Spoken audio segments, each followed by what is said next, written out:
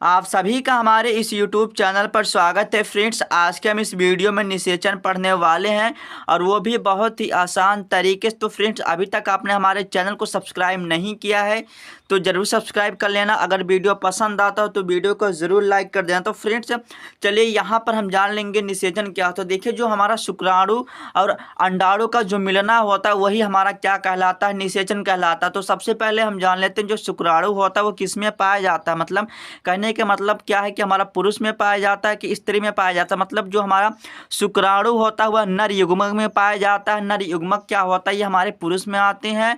और फिर हमारा जो अंडाणु होता है यह मादा युग्मक में पाया जाता है।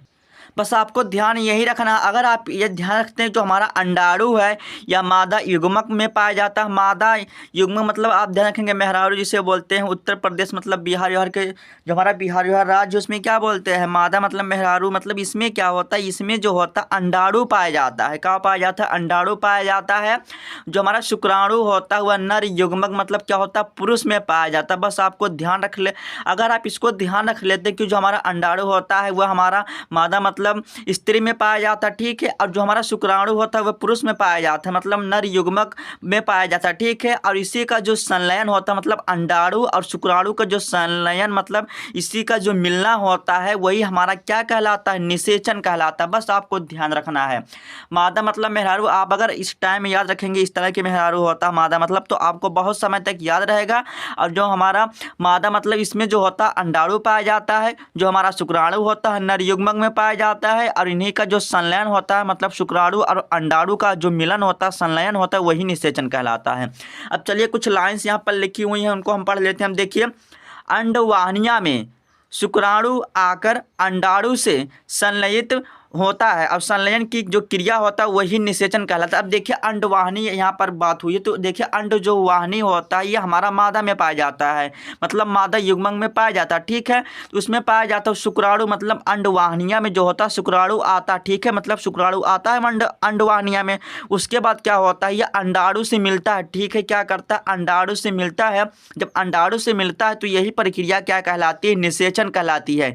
फिर आगे देख लेते हैं क्या लिखा है, निषेचन के बाद यह गति करते हुए गर्भाशय में रोपित हो जाता। मतलब जब निषेचन होता मतलब शुक्राणु जब अंडाणु का मिलन होता, संलयन होता, उसके बाद क्या होता है, यह गति करके आगे चला जाता है या गर्भाशय में चला जाता है और रोपित होता है। जब रोपित हो जाता है क्या होता है, यही युग्मनज कहलाता है, यही युग्मनज कहलाता है।